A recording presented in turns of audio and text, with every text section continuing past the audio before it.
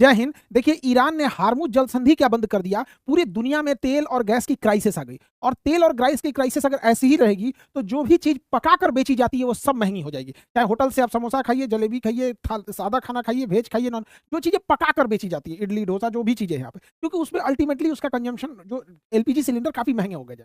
लेकिन भारत के लिए है अच्छा रास्ता कि क्योंकि वो भारत के लिए सप्लाई चालू किया। अब एक एक करके समझते हैं कि ईरान ऐसा क्यों कर रहा है और लॉन्ग टर्म में क्या होगा, और क्या सच में नेतन्याहू की मृत्यु हो चुकी है और नेतन्याहू क्या एआई वीडियो से सामने आ रहे हैं, इसको एक एक करके समझते हैं। देखिए, इस जल संधि, इस समुद्र का नाम है फारस की खाड़ी, क्योंकि ईरान का पुराना नाम था फारस, तो फारस के नीचे की खाड़ी फारस की खाड़ी, जिस तरह ये कच्छ के नीचे की खाड़ी कच्छ की खाड़ी, बंगाल के नीचे की खाड़ी बंगाल की खाड़ी। तो फारस की खाड़ी में पूरी दुनिया का 25 से 30% तेल जाता था। लेकिन अलग अलग देश अपने लिए ज्यादा, जैसे चाइना अपने जरूरत का 90% यहीं से लेता था, दुनिया कहीं कहीं से लेती रहती है, तो हर देश का अलग अलग रेशियो था, कोई ज्यादा कोई कम लेता था। यहाँ से हम लोग भी इसी देश से लेते थे, कुवैत से ले लेंगे लोग, इराक से लेंगे, सऊदी अरब से लेंगे। यहाँ पर इसने क्या किया, इस हार्मुज जल संधि पे माइंस लगा दिया। समुद्र के बीच में पतले रास्ता को जल संधि कहते हैं और चौड़े रास्ता को चैनल कहते हैं। अगर पतला रहेगा तो जल संधि, चौड़ा रहेगा तो चैनल कहते हैं।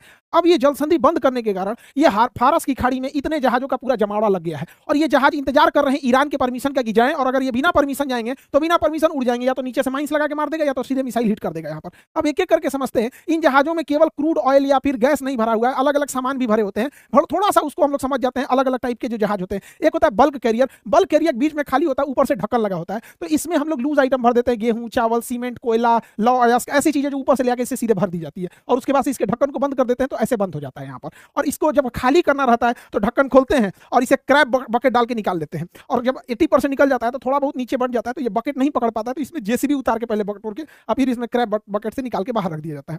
एक होता है कंटेनर शिप। कंटेनर शिप में क्या है, आप कंटेनर में सामान लोड कर दीजिए, चाहे ट्रेन से लोड कीजिए, पानी वाली जहाज से लोड कीजिए, ये बंदरगाह पे आएगा। ये क्रेन होते हैं, ये क्रेन इसको उठाएगा और इधर ट्रक पे रखेगा, ट्रक लेके चला जाएगा, और ये जहाज खाली हो जाएगा तो वापस तो जाएगा नहीं। अब इस देश से जो कंटेनर लेना रहेगा, ये क्रेन का इधर जाएगा और यहां से उठा के और ले आके अब इस पे रख देगा, तो इसे कहते हैं कंटेनर शिप। कंटेनर शिप के बाद जो अभी हम लोग के घर में खाना बनाने वाला लाल रंग का सिलेंडर होता है, एलपीजी सिलेंडर, एलपीजी सिलेंडर को लाते हैं वीएलसीसी से। वीएलसीसी का होता है very large cruise carrier, crude carrier. तो इसमें क्या होता है, ये पूरा अंदर से खोखला रहेगा, ऊपर से पूरा पाइप रहेगा, इसी के अंदर एलपीजी सिलेंडर भरा रहता है। तो इसकी क्राइसिस है, सोच रहा है ई फंस गया है, तो हमारे यहाँ गैस सिलेंडर क्या हो गया है, लाइन लग गए हैं। अब जिसपे गाड़ियां चलती हैं सीएनजी, तो सीएनजी को ले आने वाले कैरियर को कहते हैं एलएनजी, एलएनजी कैरियर कहते हैं, LNG liquid nitrogen gas, LNG. अब इसको क्या कहते हैं, गैस को एकदम पानी बना के रखते हैं, और इसमें जो जहाज होते हैं ये गोल गोल ये ड्रम होते हैं, ये आइसोलेटेड होते हैं, टेम्परेचर को -60 डिग्री तक, -70 डिग्री जैसा रिक्वायर है उसके अंदर इसमें गैस को भरा जाता है, और फिर इसको एक स्ट्रक्चर दे दिया जाता है और इसको ले आके यहाँ रख दिया जाता है। ये आइसोलेटेड होते हैं इसमें, और इसको ना जो एलएनजी कैरियर होते हैं गैस वाला, ये विस्फोटक होते हैं, तो इसको समुद्र के किनारे नहीं लाते बल्कि थोड़ा अंदर ही लगाते हैं, एक ब्रिज के रास्ते से इसको बांध देते हैं। इन रस्सियों को मोरिंग कहते हैं, रस्सियों को हम मोरिंग कहते हैं, इसे बांध दिया जाता है रस्सियों से ताकि छलक के बाहर ना जाए, और इसे खाली करने के लिए पाइपलाइन से, देखिए ये सब पाइपलाइन है, पहुंचा दिया जाता है। तो एलएनजी हो गया। अब एलएनजी का मतलब समझिए क्या होता है। नेचुरल गैस क्या होता है, वैसी गैस जो प्रकृति में अपने से मिल जाती है, उसी को नेचुरल या प्राकृतिक गैस कहते हैं, नेचुरल या प्राकृतिक गैस कहा जाता है, नेचुरल गैस या प्राकृतिक गैस। ये कहाँ होगा, गाय भैंस जो जुगाली करते हैं उसमें होता है, दलदल सड़ जाता है उसमें होता है, धान के खेत में जो कीचड़ होते हैं उसमें पाया जाता है, सबसे ज्यादा नालियों में पाया जाता है नेचुरल गैस। बट इसको पकड़ना बड़ा मुश्किल होता है, हालांकि बहुत दुर्दशा हो जाती है, बहुत सारे मजदूर अभी भी गटर में उतरते हैं, तो इसमें सड़ने गलने से जो गैस आती है उसी को कहते हैं नेचुरल गैस। अब नेचुरल गैस को हम लोग एनजी शॉर्टकट में कहेंगे, नेचुरल गैस, शॉर्टकट में हम इसे कहेंगे natural gas. In natural gas को हम पहले बलून में ट्रैप करके उसको चाप के सिलेंडर में भर देते हैं, तो इस गैस को, नेचुरल गैस एनजी को जब हम चाप देते हैं तो कहते हैं चपाइल नेचुरल गैस।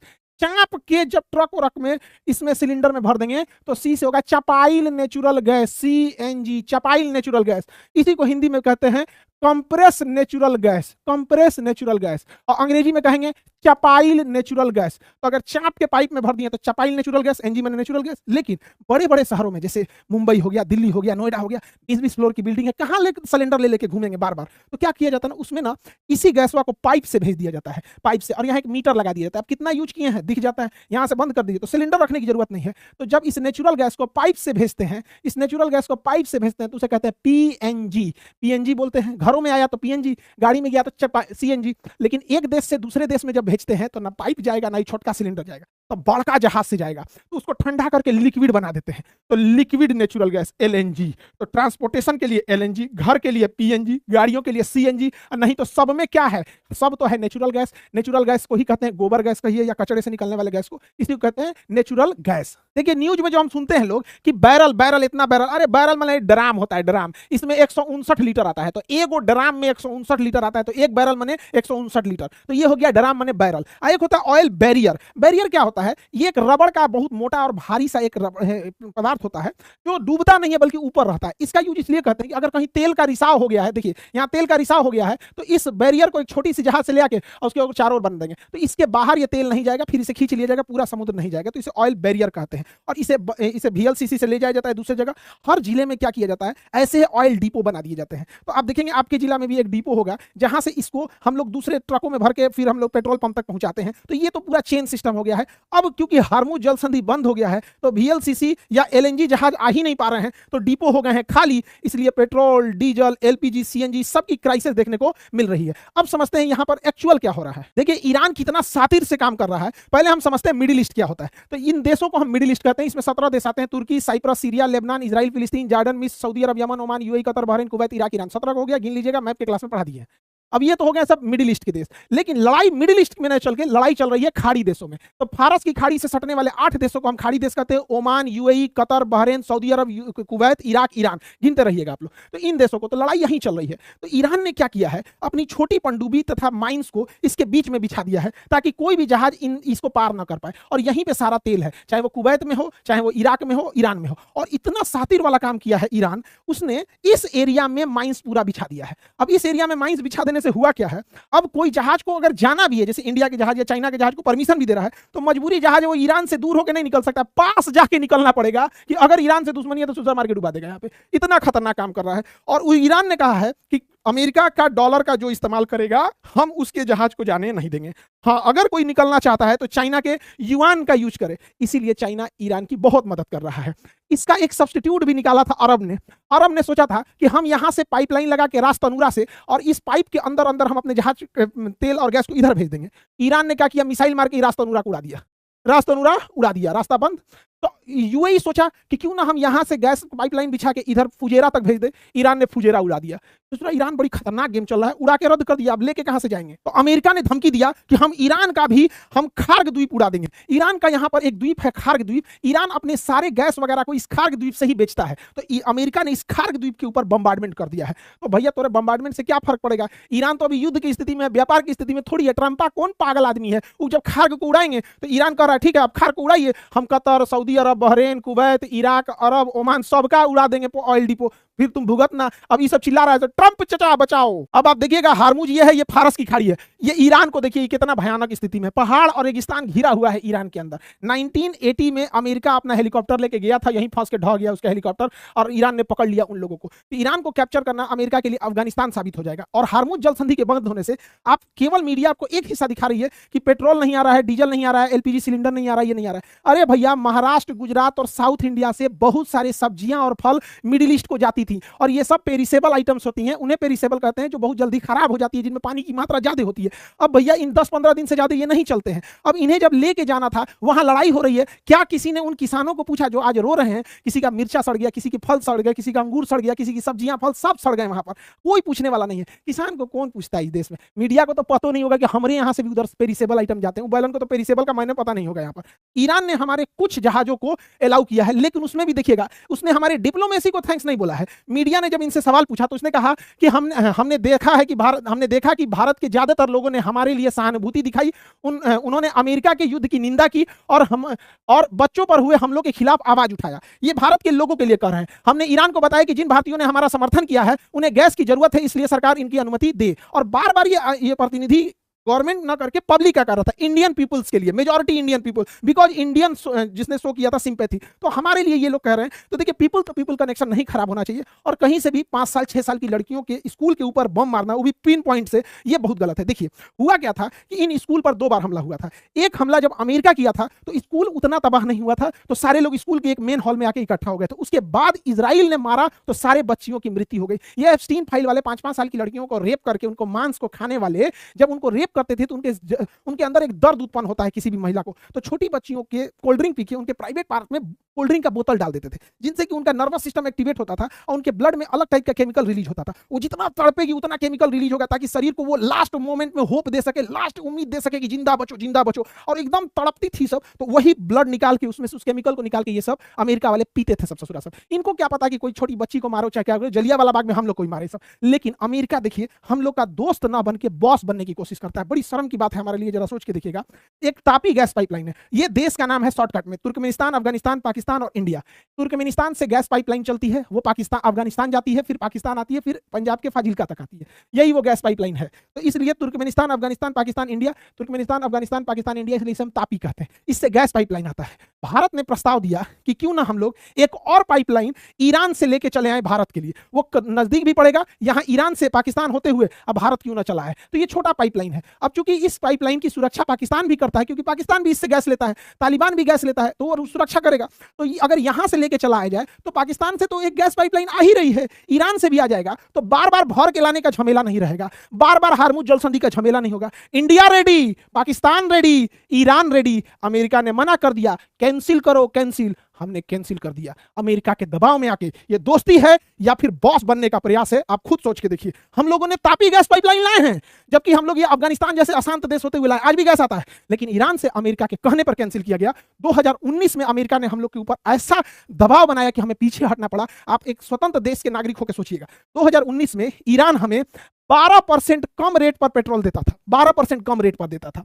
उस हिसाब से भारत में पेट्रोल 75 रुपया लीटर होता। अभी भी अगर हम लोग रूस और ईरान से तेल खरीदेंगे तो 75 से 80 रुपया लीटर से ज्यादा नहीं जाएगा। इसके अलावा ईरान हमें फ्री में गैस पहुंचाता था, ट्रांसपोर्टेशन का पैसा नहीं लेता था, इंश्योरेंस का पैसा नहीं लेता था। और सबसे बड़ी बात सुनिए ध्यान से, क्या होती है ईरान से दोस्ती, अब देखिए ध्यान से। ईरान हमें 60 दिन का क्रेडिट देता था, कहता था कि हमसे तेल, कच्चा तेल खरीद के ले जाओ और इस कच्चा तेल को रिफाइन करके इसमें से डीजल, पेट्रोल, मोबिल और किरासिन तेल बनाओ और इस तेल को पेट्रोल पंप तक पहुंचाओ और वहां से बेचो। अब बेचने के बाद जब पैसा आएगा तब उस पैसा में से अपना मुनाफा रख के हमको पैसा दे देना, यानी 60 दिन बाद पैसा देना। उसी कहते हैं 60 दिन का ट्रेड क्रेडिट। यानी ईरान से तेल खरीदने के टाइम हमें पैसे नहीं देने होते थे, उसी का तेल ले आके छान के बेच के उसमें जो पैसा आता था वो ईरान को देते थे। और ईरान ये पैसा कहता था कि हमको नहीं चाहिए, हम भारत से सामान खरीद लेंगे, यानी वो करे तेल पैसों नहीं लगता था। और जो पैसा एक्स्ट्रा बच भी जाता था, ईरान कहता था कि हमको डॉलर में मत दीजिए, हमको वह पैसा रुपया में लौटा दीजिए, यूको बैंक के थ्रू में। तो इससे भारत को फायदा होता था। देखिए, नोट छाप के गरीबी आप तभी दूर कर सकते हैं जब आपका नोट आपके देश के बाहर भी एक्सेप्ट किया जाए। अगर आपका नोट आपके देश के बाहर एक्सेप्ट नहीं हो रहा है तो आप नोट छाप के गरीबी नहीं दूर करेंगे, बल्कि महंगाई बढ़ जाएगी। अमेरिका नोट छाप के अपनी गरीबी कुछ हद तक दूर कर सकता है, कर्जा चुका सकता है, क्योंकि अमेरिका का डॉलर पूरी दुनिया में यूज होता है, लेकिन हमारा रुपया पूरी दुनिया में यूज होने ही नहीं देता है, इसलिए हम नोट नहीं छाप सकते हैं। तो इसीलिए अमेरिका कहता है कि जब तक डॉलर रहेगा अमेरिका कभी गरीब नहीं होगा।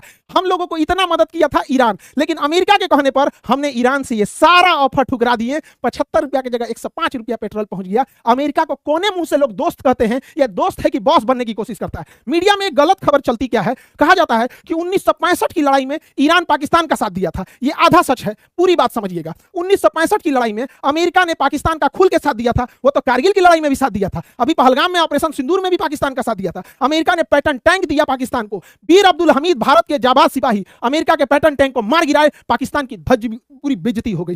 तब अमेरिका ने, ईरान में अमेरिका के समर्थन की सरकार थी, उस समय ईरान में राजतंत्र था और रजा पहलवी की सरकार थी और वो अमेरिका के चमचे थे। ये ईरान जो है उस समय 1965 में अमेरिका का चमचा था। तो अमेरिका के राष्ट्रपति लिंडन जॉनसन ने ईरान से कहा कि तुम पाकिस्तान को 12 हेलीकॉप्टर दो।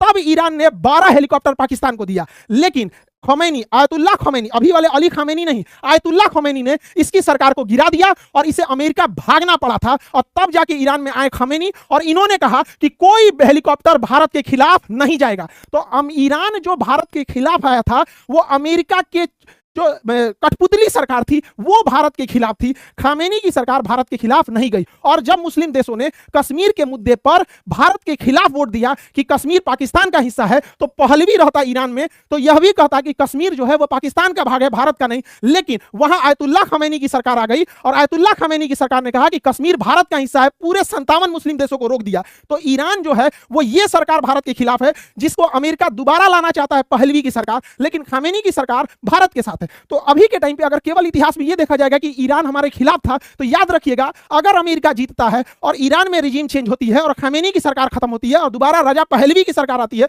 तो फिर से अमेरिका ईरान को हमारे खिलाफ वैसे ही इस्तेमाल करेगा जैसे पाकिस्तान को इस्तेमाल करता है। तो सरकार चेंज होती है, अमेरिका यही चाहता है। आज भी अमेरिका भारत के खिलाफ रहता है, लेकिन ईरान है कि रिजीम चेंज करने का नाम ही नहीं लेता। कहता है कि अगर एक खमेनी शहीद हुए तो दूसरे आएंगे, तीसरे आएंगे। इन्होंने इतने डिवीजन में बांट रखा है कि जो जहां मन कर रहा है वहां मार रहा है। अमेरिका का बहुत एडवांस रिफ्यूलर जहाज था, उड़ते उड़ते हवा से हवा में जहाज में फ्यूल भरता था KC 130। ये सऊदी अरब में था। दो तो आपस में लड़ के खत्म हो गए सब, और सऊदी अरब के बेस पे 5 गो रखा था, ईरान पे बम मार दिया। 7 गो तबाह हो गए, 2 गो अपने गया, 5 गो पे बम मार दिया। ईरान बहुत तगड़ा हमला कर रहा है। ईरान के सैनिक जो हैं वो थर्मल कैमरा में दिख जा रहे हैं, तो ईरान के लोगों के लिए वरदान साबित हो जाता है छाता। अगर आपको रडार या थर्मल कैमरा अगर देख रहा है अपर्चर रडार से, तो आप छाता लगा दीजिएगा तो नहीं दिखेगा। तो ईरान पहले जो मिसाइल लॉन्चर्स निकाला था तो वो दिख जाते थे उनके थर्मल कैमरा में, और उसमें वो मिसाइल से हमला कर देता था। अभी ईरान क्या किया है, उसके ऊपर रॉड बांध दिया है और छाता का कपड़ा बांध दिया है। ले, अब वो दिखिए नहीं रहा है, इसलिए दनादन मिसाइल मार रहा है, एकदम दनादन मिसाइल मार रहा है, एक छाता से मार रहा है। ये तो जुगाड़ वाला हिस्सा हो गया। उधर लेबनान में देखेंगे तो इधर से लेबनान क्या कर रहा है, इजराइल का जो सैटेलाइट स्टेशन था जहां से वो सिग्नल रिसीव करता था उसको मार के उड़ा दिया। ये चारों ओर डिस्टर्ब रखा जा रहा है। हालांकि अरब के जो 57 देश हैं, ये जो 57 बहनें हैं, 57 बहनें, ईद मुबारक, ईद आ रहा है, 57 बहनें मेहंदी जरूर लगाइएगा हाथ में, मेहंदी जरूर लगाइएगा ईद में। ये 57 बहनें मेहंदी जरूर लगाएंगी। और ये 57 मुस्लिम देश अल्लाह से ज्यादा ट्रंप से डरते हैं सब। ट्रंप बोलेगा यस तो यस सर, नो सर, ये कहने के लिए डरते हैं सर। खैर, इन 57 बहनों को इनका देश मुबारक। इनका जो अकेला भाई ईरान है, ये तो तबाही कर रहा है। काजने का मतलब है, ड्रोन जहां भी रडार देख रहा है हुए जाके मार दे रहा है। ईरान जो है अमेरिका के पेट्रियट और थर्ड डिफेंस सिस्टम को पूरी तरह से ओवरलोड करना चाहता है। इसलिए ईरान ने बगदाद के दूतावास पर भी हमला कर दिया जहां अमेरिका के राजदूत बैठते थे। उस दूतावास के रडार को भी मार दिया गया। उस दूतावास पे एक बहुत हाई गोली चलाने वाली C RAM close in weapon system था। एक थुथुरा में पूरा गोली भरल रहता है और ये 1 मिनट में 4000 गोली मारती है। धरा धरा धरा धरा, इतना गोली मारी तब वो एक रडार आके तोड़ दिया। रडार गया, सी आर्म सिस्टम काम खत्म। ये इसलिए किया जा रहा है कि यहां पे जो मिसाइल सिस्टम है, थर्ड मिसाइल सिस्टम, ये चारों ओर लगा के रखना पड़े। इसलिए जितना थर्ड और पेट्रियट और आयरन डोम खर्चा होगा, उतने ही ईरान की मिसाइलें और तगड़ा आके हमला करेंगी। यही कारण है कि ईरान कभी साइप्रस पे हमला कर रहा है कि यहां से तुम मिसाइल सिस्टम नहीं हटा सको, कभी इराक में हमला कर रहा है कि भैया यहां भी रखे रहो, अभी कर रहा है कि यूक्रेन में भी मारेंगे तो यहां भी रखे रहो, सऊदी में भी रखो, कुवैत में रखो, कतर में रखो, ओमान में रखो, हर जगह रखो। लेकिन अमेरिका होशियार, उसने क्या किया कि साउथ कोरिया से मिसाइल मंगा रहा है कि भैया हिया वाला खत्म हो गया, मारेंगे तो हम काउंटर कैसे मारेंगे। जापान से मंगा रहा है, तो ये तो हो गया गड़बड़। तो ईरान ने फोन किया चाइना को, यार देखिए ना हो, कुल मिसाइल हमें का फोड़ दिया तो होने से लिया रहा है। तो ईरान ने कहा, चाइना ने कहा कोई बात नहीं। चाइना बोला इस डोमिनोज के बर्गर को, या बर्गर भाई मिसाइल मार तो दनादन। तीन लगा, 4 और मिसाइल मारे, ले दनादन, ले दनादन। तो जो मिसाइल लाया था, चल चल चल चल वापस चल, वापस चल, सोच रहा मुआ देगा वो, कोनो ठीक नहीं है। तो सारा मिसाइल वापस चल गया। इसके अलावा चाइना क्या किया, ताइवान को 4 ओर से घेर लिया, कहा कि तोरे लेके चल जाएंगे। तो अमेरिका कहा कि ना ना ना, तुम मरो लोग, अरब वाले मरो लोग, हम इसी को बचाते हैं। तो जियो पॉलिटिक्स ही होता है। और इसमें सबसे अच्छा से मजा ले रहा है पुतिन चाचा। पुतिन चाचा मस्त प्रतिदिन 6000 करोड़ का फायदा कमा रहे हैं। प्रतिदिन 6000 करोड़ का फायदा कमा रहे हैं पुतिन चाचा। रूस हमारा दोस्त है, वो जितना कमाए हमें बहुत खुशी होती है, जितना कमाए। जो हमारा दोस्त है, हम हमेशा भारत की वो सिद्धांत रहा है वसुधैव कुटुंबकम, हम कभी युद्ध नहीं चाहते हैं। दुनिया को अमेरिका ने युद्ध दिया, हमने उसे बुद्ध दिया था। लेकिन दुनिया में क्या चलता है, जिसका दबदबा रहता है उसी की लोग सुनते हैं। लेकिन पुतिन से हम हमेशा से दोस्ती रही है। ईरान इतना तगड़ा मार रहा है और इतना पिन पॉइंट एक्यूरेसी से मार रहा है, उसका मिसाइल दनादन लग रहा है। उसकी मिसाइलों को चाइना की बाइडू सिस्टम रास्ता दिखा रही है, क्योंकि वो अमेरिका का जीपीएस अगर यूज करेगा ना तो अमेरिका इस जीपीएस को जाम कर देगा। कारगिल की लड़ाई में हमने अमेरिका से जीपीएस मांगा था, अमेरिका ने देने से मना कर दिया था।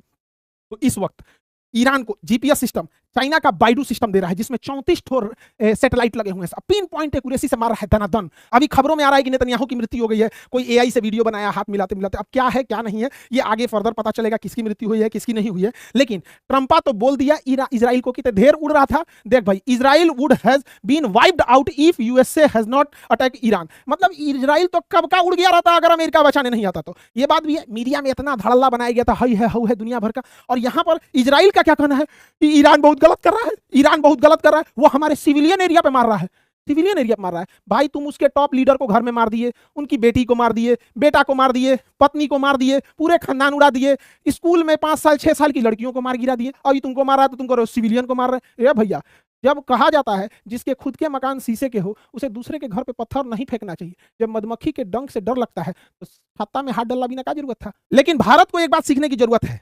जीपीएस सिस्टम जो है चाइना के पास 34 ठो उसमें सैटेलाइट लगे हैं और ये इसे बढ़ा के 50 करने जा रहा है, इससे कि पूरी दुनिया के कोना कोना कोना कोना पे वो नजर रख सकता है चाइना और पिन पॉइंट मिसाइल मार सकता है। वहीं दूसरी ओर भारत को जब अमेरिका ने जीपीएस देने से मना कर दिया 1999 की कारगिल की लड़ाई में, तो भारत ने सोचा कि हम 7 ठो हम भी सैटेलाइट छोड़ेंगे जो पूरी दुनिया तो नहीं, केवल कम से कम भारत के आसपास नजर रखेगा। इसे हम लोग नाविक सिस्टम कहें या इंडियन रीजनल सैटेलाइट सिस्टम कहें। ये 7 गो रडार इसमें सैटेलाइट छोड़ा गया, लेकिन इस 7 गो में से 4 गो बचल है। 3 गो का बैटरी खत्म हो गया है, जिसको परमाणु घड़ी बोला जाता है। मोदी जी पैसा सैंक्शन कीजिए, पैसा की कमी हो गई है इसरो को। 3 गो का घड़ी खराब हो गया है, 4 गो बचल है। हम लोग खाली इंडिया के निगरानी के लिए, इंडिया उसके आसपास के बॉर्डर की निगरानी के लिए 7 गो छोड़े थे, 4 गो बचल है। उधर चाइना को देखिए, इससे सूरत 34 गो में से 50 गो गया पूरी दुनिया में। वो जा रहा है विश्व गुरु की ओर तेजी से। आप भी पैसा दीजिए, बजट दीजिए इसरो को। इसरो का वैज्ञानिक बहुत अच्छा काम करता है सब। उधर ट्विटर पे ट्रंपा पगला गया है। ट्रंप कह रहा है Iran is nation of great power, great power. तो नहीं तो 3 दिन के पिटैला में ग्रेट पावर बोलने लगा और कह रहा है कि south Korea, Japan, China help us now, हमारी मदद करो। जरूरत नहीं, मदद करो। एक हफ्ता पहले क्या बोल रही थी छछुनरी कह रही थी ट्रंप और हमारे वित्त मंत्री ने भारत को रूस से तेल खरीदने की इजाजत इसलिए दी है क्योंकि वो अच्छे एक्टर हैं। हम लोग को बोले एक्टर रहे हैं, हम जैसे कहते हैं वैसे ही करते हैं। यानी हम इंडिया वाले को जैसे अमेरिका कहता है वैसे करते हैं। ईरान से तेल मत खरीदो, नहीं खरीदेंगे। रूस से तेल मत खरीदो, तो नहीं खरीदेंगे। गलत बोला। हाई देखो, हाई पहला क्या बोलता है इस सफेद खरगोश। ईरानियन स्कूल गर्ल्स, जो ईरान के स्कूल पे हमला हुआ है 5 साल 6 साल की छोड़ी, Iranian school girls are better death than in a बुर्का। मतलब मर जाना ही उनके लिए ठीक है बुर्का पहनने से अच्छा। मतलब कि बुर्का पहनने से अच्छा उनको कब्र में है, ये बोल रहा है। ये भाई तुमको बुर्का से दिक्कत है तो चर्च की जो नन रहती हैं लोग, ये ड्रेस को क्या कहोगे। हालांकि नन लोग आपको हमेशा से नम्र निवेदन, बहुत अच्छा काम आप लोग करती हैं, समाज की सेवा करती हैं, लेकिन आप लोग के ड्रेस पे ये चोटा उंगली उठा रहा है। देखो ये होता क्या है ना, दुश्मनी की आड़ में लोग पागल हो जाते हैं, ये होते हैं। और ड्रेस से ज्यादा दिक्कत है तो हमारे ईसा मसीह की माता मेरी, उनका ड्रेस, ये क्या मतलब बनता है बदतमीजी का। ये उल्टा सीधा बोल रहा है। इन लोगों ने कितना सेवा किया, मतलब आज भी देखिए क्रिश्चियन हॉस्पिटल्स वगैरह में। लेकिन इस तरह की बदतमीजी वाली भाषा किसी छोटी बच्चियों की मृत्यु पर मरने वाले एब्स्टीनियन को क्या पता। ये लोग ईरान में उंगली उठाते हैं कि ईरान में बुर्का है, लेकिन अरब में काहे नहीं उंगली उठाते हो कि तुमको तेल मिल रहा है। हम अमेरिका वालों को एक झलक बस दिखलाते हैं कि यह है इलॉन मस्क, इसका स्टार लिंक है, तो स्पेस एक्स है, वो तसला है, अगर गाड़ी तसला, इंडिया में तसला नहीं चला। सुनिए इसके बाप की कहानी। एक बाप का नाम है इरोल मस्क, इलॉन मस्क इसका नाम है। एक बाबूजी का नाम है इरोल मस्क। इसका बाबूजी इलॉन मस्क का पिता इरोल मस्क ई महिला से ब्याह किया। ई महिला पहले से शादीशुदा थी, डिवोर्स हो गया था। इसका पहले से एगो बेटी थी और ये बेटी बेचारी बहुत छोटी थी तो गोद में थी और इससे ब्याह हो गया। ये चोट्टा का किया, इस बेटी के बड़े होने का इंतजार किया। जब ये बेटी बड़ी हो गई 5 साल से, तो इसकी तो बेटी लगेगी ना। जब एकरा से शादी किया तो इसकी बेटी तो बेटी लगेगी। जब बड़ी हो गई तो एकरा से ब्याह कर लिया। एक का नाम है जाना, अभी एक लड़का भइल है। इस ससुर अपने बाप के माई का रिश्ता क्या कहलाता है बुझाइए नहीं रहा, इसको क्या कहा जाएगा। ये भाई तुम ही बताओ, तुम्हारे बाबूजी क्या कांड किए हैं, ये क्या कहलाएगा रिश्ता। एक तुम्हारा भाई पैदा हुआ है, भाई ये भाई तुम्हारा भाई पैदा हुआ है तुम्हारे बहनिये से, इस सूरत नहीं क्या रिश्ता होगा, हमें पता नहीं चल रहा है। खैर ये तो अमेरिका वाले समझे एब्स्टीनियन लोग। खैर इलॉन मस्क की कितनी पत्नी है, सब आप देख लीजिएगा, सबका इसका फैमिली। हम लोग कहते हैं हम दो हमारे दो, यही कहता हम दो हमारे होने दो। यहाँ पर ये पूरा खानदान है इलॉन मस्क का। अब इलॉन मस्क समझे भैया अपना जो भी है। अभी हाल में अमेरिका का कि यूएस काउंटर टेररिज्म जो चीफ थे, जो आतंकवाद के खिलाफ लड़ते थे, बहुत बड़ा पद है, उन्होंने रिजाइन दे दिया। ये कहकर कि ईरान की कोई गलती नहीं थी, अमेरिका यह युद्ध इजराइल के इन्फ्लुएंस में आके दिया है। ये बोल दिया ना कि इजराइल के इन्फ्लुएंस में आके दिया, और ये हकीकत है। इजराइल का बहुत इन्फ्लुएंस है अमेरिका के ऊपर। इजराइल की बहुत बड़ी बड़ी कंपनियां हैं, चाहे वो गूगल हो गया, डेल हो गया, ब्लैक रॉक हो गया, लेविस हो गया, हयात हो गया, ब्लूमबर्ग हो गया, मेटा, फेसबुक, ये ओरेकल, जितनी बड़ी बड़ी कंपनियां देखते हैं सब ज्यूस की है। ज्यूस कम्युनिटी बहुत स्ट्रांग है। लेकिन इस बार क्या हुआ है, इजराइल का जो शेल्टर होम था, इसके अंदर घुस जाते थे लोग, ये मेट्रो की तरह था, अंदर रहता था।